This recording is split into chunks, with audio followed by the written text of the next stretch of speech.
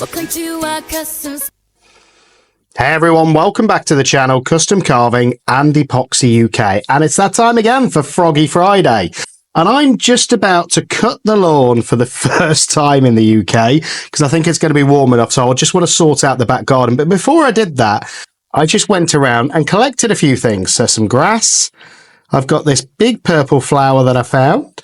Found a few of these daisies. And I found a few of these small, tiny little purple flowers that I really liked. And they always come up at spring. So it reminds me of spring. And I thought to myself, I know the correct way to do this is to dry these out and not put them straight in resin. But I got thinking, 1-to-1 resin heats up really quickly. Deep pour doesn't. And I've never tried this before. So I thought in this frog, I'm going to use some Let's Resin Deep Pour and pour it in and see what happens. See if it keeps those colours or if they do heat up and burn. So, but it is going to be a frog. So it's going to be my springtime frog, hopefully. So if that's what you're interested in, you're in the right place. And I've just picked out some eyes, first of all. So I've got some glass eyes. I've just marked the back so I know which way round they go. And I think they'll be pretty cool. And I really liked how last time I did the horizontal design. So I'm going to be using that. Then for the toes for this one, I've got these iridescent glass beads. And even though they're slightly different shapes, I love the colours of them. So I thought they would be pretty cool if I can get one in each of those toes. And then I'm going to try and organise the flowers and the grass in this frog and see what happens. You know, it's going to be interesting. And I don't mind that it's going to take a couple of days to cure because I'm actually ahead of the game with projects. So that's a first. So if that's what you're interested in, you're in the right place. I'm going to mix up 4 ounces of this Let's Resin Deep Pour, which remember is a 2-to-1, not a 1-to-1. So you've got to remember. So for 4 ounces, it's going to be, let me do the math, about 1.5 of the hardener and about 3 of the normal resin. So I'm going to mix that up. In fact, I'm not going to put it through the debubbler. There's no need. It's deep pour. So I'm going to mix that up. Then I'm going to get gloved up, get some UV resin out just to put those eyes in and those toes. And then we're going to see what this springtime frog is going to look like. So if that's what you're interested in, I'm going to get straight to it. See you in a sec. I just thought I'd show you as well. Deep pour is exactly the same as normal resin. So when you start mixing it together, you get that streakiness and you've got to mix it until those streaks are fully gone. That way you know that the resin is fully mixed. Pretty straightforward. Just keep stirring it until it goes crystal clear. And then you know you're ready to pour. Keep scraping your sides and the bottom as well. So deep pour, it's exactly the same. And the great thing is with deep pour is you tend to get a lot less bubbles. The only downside is you have to tend to wait normally 48 hours. And you can see that's already going clearer. But normally you have to wait around about 48 hours for it to be fully cured. So if you need something for the next day, don't use your deep pour.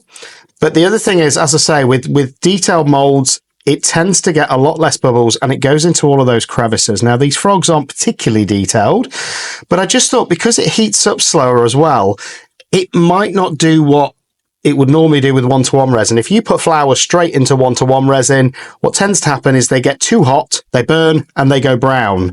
And I wanted to see if by using deep pour, it might stop that. So I don't know at this point. And as you can see, there we go, crystal clear already. No bubbles, so I'm just going to scrape around the sides and make sure that I'm happy that that's mixed. And that's 4.5 ounces. Anything spare I'm going to throw into my drip mold at the side. But look at that, beautiful clear resin. And that's all I need at this point. Now, all I'm going to do at this point is it's time to get the eyes in first. So I'm just going to move that to the side and get my UV resin, and I'm using the Apex UV resin for this and my torch. So the first stage in this little frog is going to be just to get those eyes in, which is always the finicky part. To help yourself with these glass eyes to make sure you're getting them the right direction, just put a little line on them so you know which way round they're going. And you can probably see I've done it in pencil rather than pen, but you can just see that line I've drawn on the back, which shows me which way round they go. So now I really need to start cleaning my bottles because look at that. That's disgraceful. But all I'm going to do is try and get a tiny drop of the resin into the crevice. Again, not too much, but just enough so that I know, and in fact I've gone far too much in there, but it should still work. And what I might do, no, I'm going to take a bit out. I've put too much resin in that, not happy with it, so it will then cure and almost get the raindrop effect, which I don't want. So again, just going to give the mould a quick clean, and we're going to try that again, like so. And that's the great thing with UV resin, until you cure it, you can just wipe it off. And last time I used this mould, I think I caught it slightly somehow, but we'll see what happens. So here we go, let's try again. In fact, what I'm going to do is just try and put a drop straight on the eye and then put it in, which is always a little bit more finicky. There we go. And that's all you need, is a tiny drop like that on the eye. And then this one, because I'm doing it with this hand, oh, there we go. I'm just going to move it around into that place where it goes. Hopefully not sticking it to my glove. And then once it's in there, you can maneuver it around quite easily. And the thing what most people do, and I've done it an awful lot, is they go a little bit too high, when actually you want it to just sit in that little crevice like that. And I'm happy with that. You can just see I've got my line on there facing the direction I want, and now I'm going to cure it in. That's where these UV torches are really handy as well, just to cure little things like this in. A few seconds either side, and you should know that it is the right direction. So look at that, there's the first eye in place. Now to do the next one. And I say this is more of an experiment for me, just to see what happens, mainly with the flowers and the grass that I've just picked before I cut the lawn. So I just want to see if it will work, because if so, it might be worth trying on a bigger project, but I don't want to commit to it until I know it works. So the frog is a perfect project for me to just try it on and see what happens. And he can be my springtime frog if it works. So I'm just trying to get those eyes lined up so they're both the same direction and both in that cavity. As you can see, pretty happy with those. And now I'm just going to cure it. They don't have to be perfect, but I do find that if they're not both in the same direction, it gives your frog a wonky looking eye, which none of us want. And again, just a few seconds either side, and that's those. So there's my eyes, both in, both going roughly in the right direction, so I'm happy with that. Now again, for these rocks, I'm going to pour some out at the side and just try and get at least 8 in. I don't think I'll have any small enough to put the small toes in at the back, but I just think it'd be interesting to see what they come out like, and without getting them everywhere.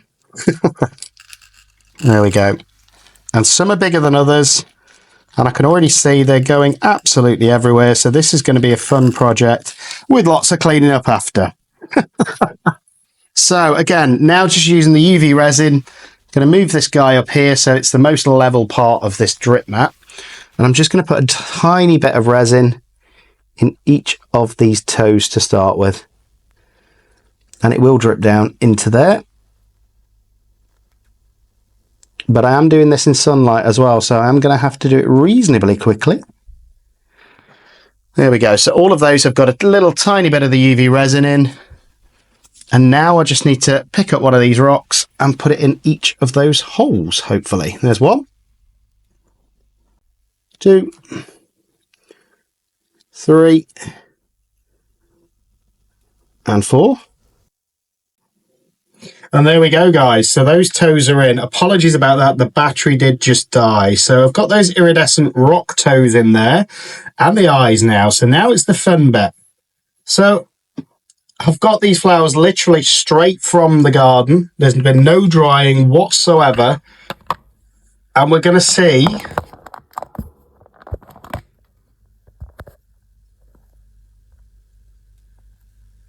what happens. So again, I don't know what happens.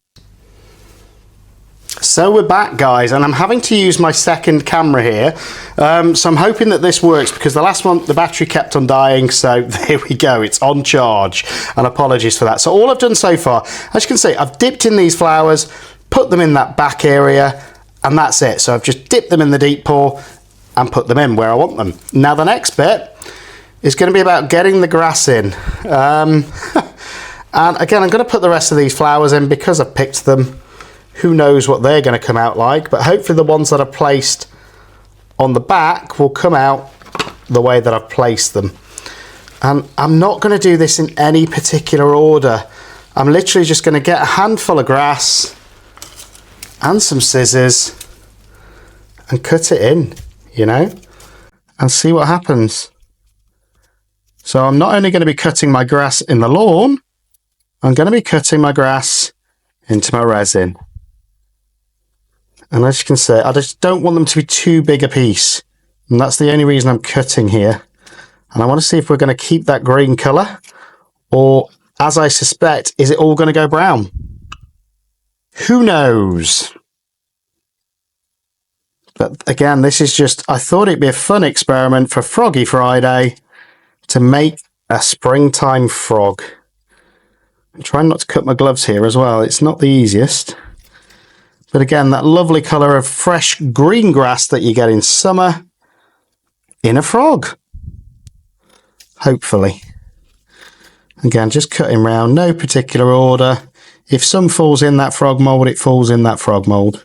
So I've got some that are bigger, some that are smaller, and hopefully it will give us a nice mix of grass. And then I've still got a couple of these little purple flowers, so I don't want them to go to waste. I might as well put them in the frog. I don't know what's going to happen to them. So I'm just going to grab them and put them in.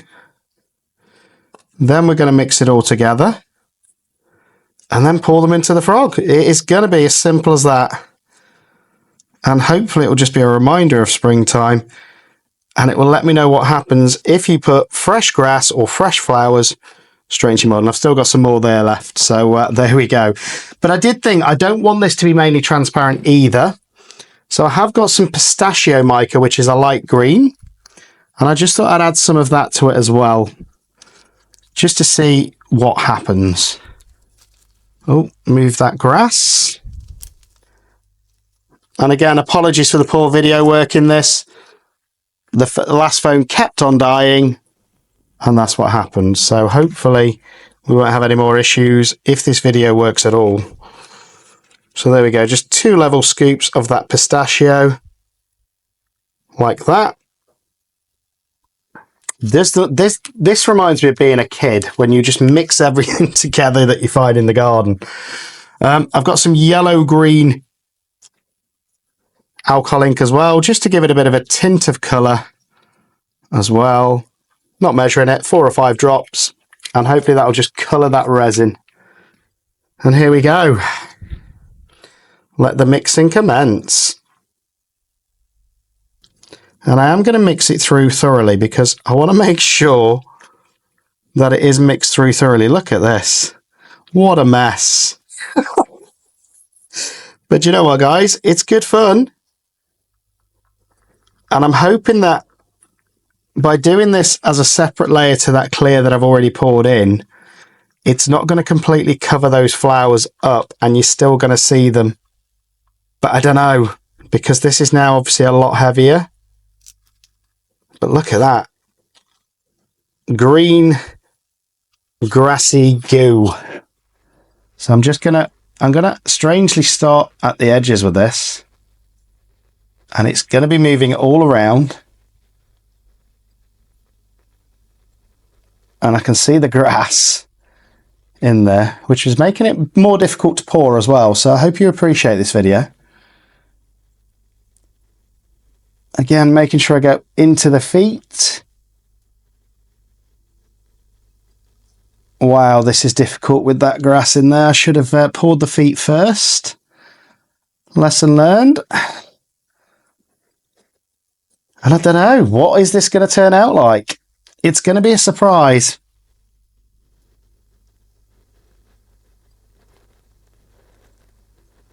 Again, just trying to make sure that some resin goes in the toes. There's definitely going to be a big over pour cleanup with this one. That's for sure.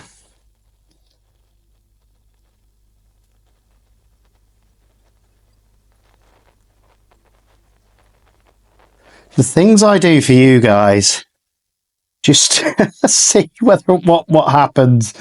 And I'm going to neaten this up, I think, in a minute. I just want to get some of these big grass strands in there as well. And then try and pour into these toes.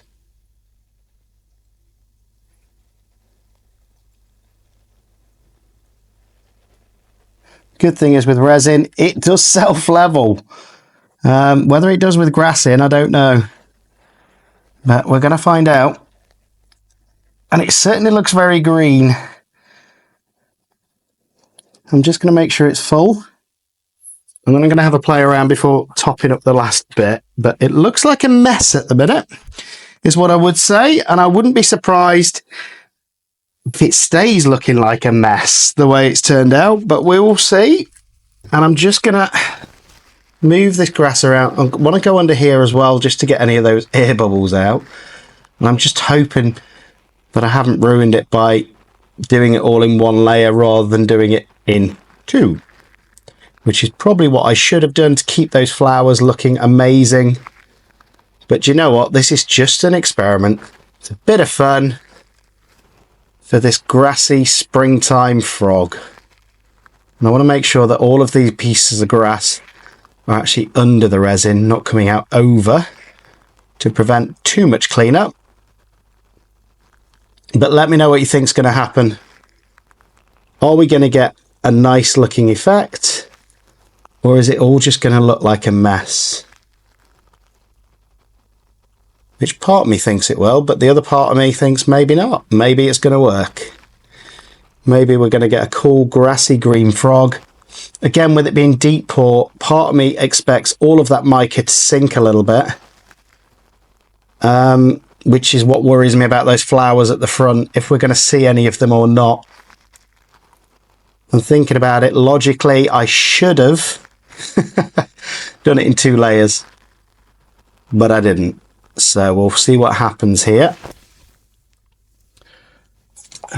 Oh, no, I'm spilling the grass on the side, which I don't want because I've got another piece curing. And now I'm just going to make sure it's completely full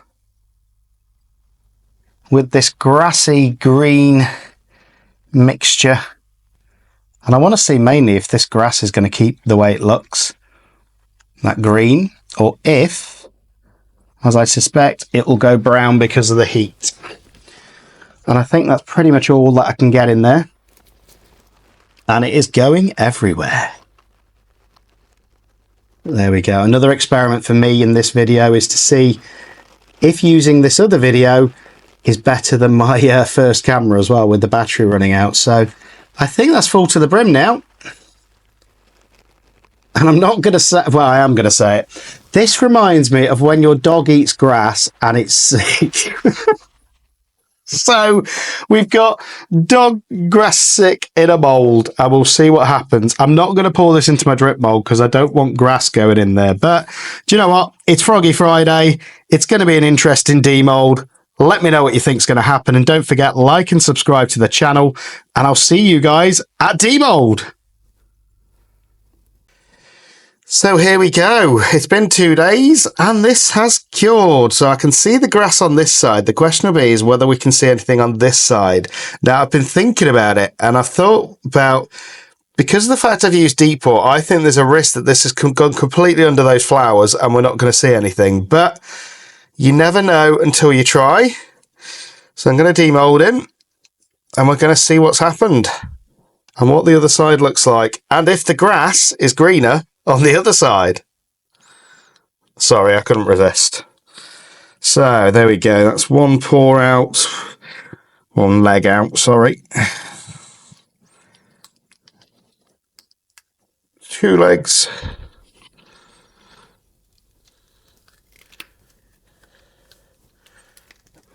And we're gonna find out. There we go. So he's out.